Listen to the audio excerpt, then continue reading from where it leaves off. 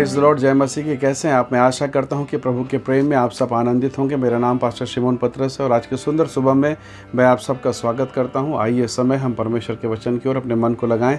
मेरे साथ परमेश्वर के वचन को निकालें। मरकुस रचित सुसमाचार अध्याय 10 वचन 27 यहाँ इस प्रकार से लिखा है, परमेश्वर से सब कुछ हो सकता है। Praise the Lord, hallelujah.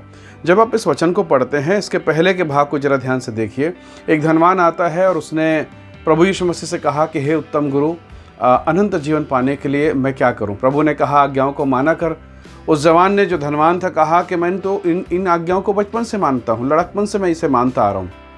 प्रभु ने कहा, तुझ में एक बात की घटी है, जो कुछ तेरा है जाकर कंगालों को बेच दे, तो बहुत धनवान, और उसके बाद जो धन तुझे मिलेगा मेरे पीछे हो ले। अब ये धनवान बहुत उदास हो गया, बहुत निराश हो गया। उसको लगा कि मैं इतना धनवान हूँ और सब बेच के फ़कीर हो के मैं यीशु के पीछे कैसे चलूँ। वो उदास होकर चला गया। और जब इस बात को चेलों ने देखा कि स्वर्गराज इतना कठिन है, तब फिर पतरस ने कहा कि प्रभु जी, फिर उद्धार किसका हो सकता है? हम तो सब छोड़ के आए हैं। प्रभु यीशु मसीह ने मुस्कुराते हुए कहा, मनुष्यों से नहीं हो सकता, परमेश्वर से सब कुछ हो सकता है। क्योंकि प्रभु यीशु मसीह जान रहे हैं कि पतरस जो इस समय ये बात बोल रहा है, वास्तव में वो सब छोड़ के नहीं आया है। अभी वो जाल रखा हुआ है, छुपा कर, दबा कर। और प्रभु ने एक दिन उससे कहा कि जा थोड़ा मछली पकड़ के ला, उस मछली के मुंह में एक सिक्का मिलेगा। तुरंत अपना जाल निकाल कर चला गया। प्रभु जानते हैं मेरे जीवन में ऐसी कौन सी बात है जो मेरे और परमेश्वर के बीच में बाधा का काम करती है। मेरे और आपके जीवन में ऐसी कौन सी बात है जो प्रभु से मुझे अलग करती है, जो मुझे परमेश्वर के निकटता में आने से रोकती। प्रभु को पता है। उस धनवान व्यक्ति के लिए प्रभु सृष्टिकर्ता, स्वर्ग का महाराज, स्वर्ग का प्रभु सामने खड़ा है।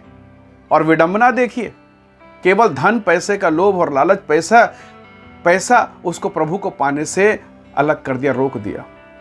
प्रभु के साथ चल रहा है, पतरस प्रभु के साथ चल रहा है, लेकिन बगल में अपने जाल को भी लपेट के रखा। क्या जाने अगर प्रभु के बुलाहट में कुछ गड़बड़ी हो गई तो फिर से चला जाऊंगा। और ऐसा हुआ। जब यीशु मसीह कलवरी के क्रूस पर मरे, उन्हें कब्र में रख दिया गया।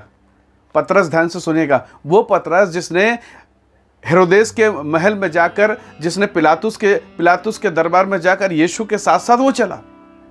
अब जब मुर्गा की आवाज़ को सुना, आपको एक घटना याद है, मुर्गे की आवाज़ के समय उसने इनकार कर दिया कि मैं यीशु को नहीं जानता। फिर पश्चाताप किया, प्रभु ने फिर से उसे माफ़ किया।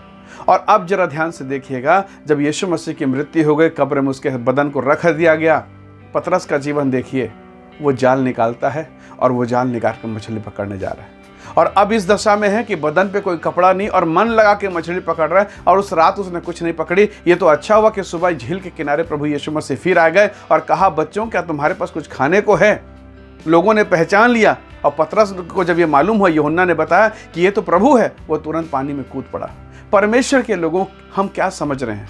मैं आपको क्या बताना चाहता हूँ। परमेश्वर के लोगों, उस धनवान के जीवन में धन था जो परमेश्वर के राज्य में आने से उसे रोक रहा था। पतरस अभी भी प्रभु के साथ चल रहा है, लेकिन कुछ बातें हैं जो परमेश्वर को पसंद नहीं, और जिसे उसने अपने साथ रख लिया है, और वो उसके जीवन के लिए बाधा का काम करेगा। परमेश्वर का धन्यवाद करते हैं कि प्रभु यीशु मसीह ने झील के किनारे पतरस से कहा, क्या तू मुझसे प्यार करता है? 3 बार पूछा। उसने कहा, हाँ प्रभु, आप तो जानते हैं। उसने कहा, मेरी भेड़ों को चरा, मेरे मेमनों को चरा। 3 बार ऐसा ही वो पतरस टूट गया। और उसके बाद हमने पूरी बाइबल में कहीं नहीं देखा, कहीं नहीं पढ़ा कि पतरस फिर से मछली मारने गया, पतरस फिर से मछली पकड़ने गया। Praise the Lord, hallelujah. और अब तो वो ऐसा हो गया मानो मनुष्यों को पकड़ने के लिए निकला। और अंत ऐसा कि उल्टा क्रूस पर लटक कर, उल्टा क्रूस पर चढ़कर उसने अपने प्राण को दे दिया। Praise the Lord, hallelujah. परमेश्वर के लोगों, जब मैं और आप परमेश्वर के साथ चलते हैं, एक छोटा सा बलिदान बाकी है।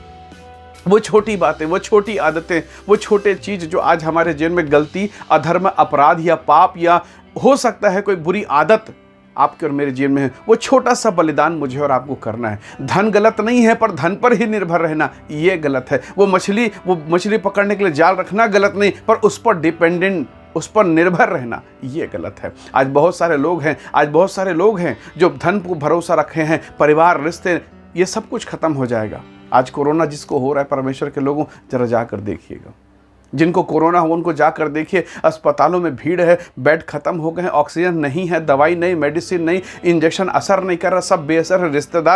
रिश्तेदारों ने अगर आपको सुन लिया कि आपको कोरोना कोविड हो गया, मुंह फेर लेंगे, फ़ोन नहीं उठाएंगे, क्योंकि ऐसी दशा है। यहाँ तक कि कोरोना पेशेंट की मृत्यु के बाद बॉडी को भी लोग नहीं छू रहे, कचरों के समान फेंक दिया जा रहा, जला दिया जा रहा, दफन कर दिया जा रहा है। हम उस युग में, उस माहौल में जी रहे हैं। परमेश्वर के लोगों, हमें किस पर भरोसा करना है? याकूब 5 अध्याय कहता है, हे धनवान, अंत का दिन है, चिल्लाओ, रो, तुम्हारा धन बिगड़ गया है। आज आपके पास पैसा है, इंजेक्शन नहीं है।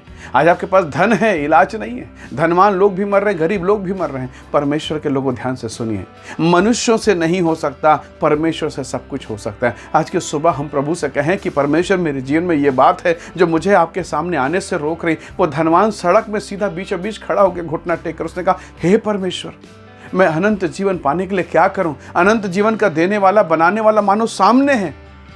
बस एक कन्फेशन, एक स्वीकार और उस छोटे सा बलिदान कि मैं अब धन को नहीं चाहिए, मुझे यीशु के पीछे चलना है। परमेश्वर के लोगों, सोचिए, वो धनवान होकर पा नहीं सका, और वो तिमाई का बेटा बरतिमाई जो यरीहो के सड़क किनारे भीख मांगा करता है, सब कटोरा छोड़ दिया, वो भीख मांगना छोड़ दिया, जगह छोड़ दिया, और अब यीशु के पीछे है। परमेश्वर के लोगों, आप बताइए श्रेष्ठ कौन है? हम प्रभु को जान गए हैं, लेकिन अभी हमें यीशु के पीछे चलना है। हालेलुया। आज के सुबह हम प्रभु से प्रार्थना करें कि हर वो उलझाने वाली बातें, हर वो बहकाने वाली बातें, हर वो चीज़ जो मेरे और आपके जिन्हें बाधा बन गई है, हम प्रभु से कहें आज के सुबह में, ब्लेस कर प्रभु, और वो छोटा सा हिस्सा जो मेरे जीवन में रुकावट का, ब्रेकर का काम कर रहा है, यीशु के नाम से निकल जाए प्रभु, और मैं तेरे पीछे चलने लगूं।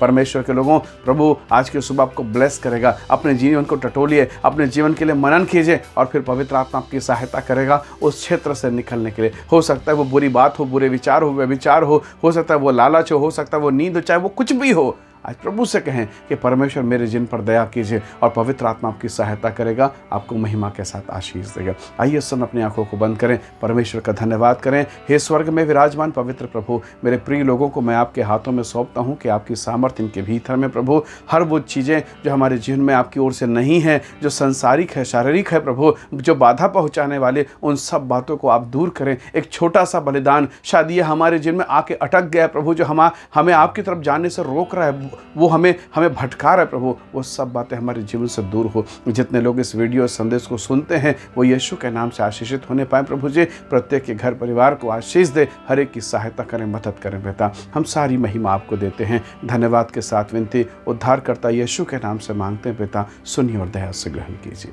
आमीन, आमीन।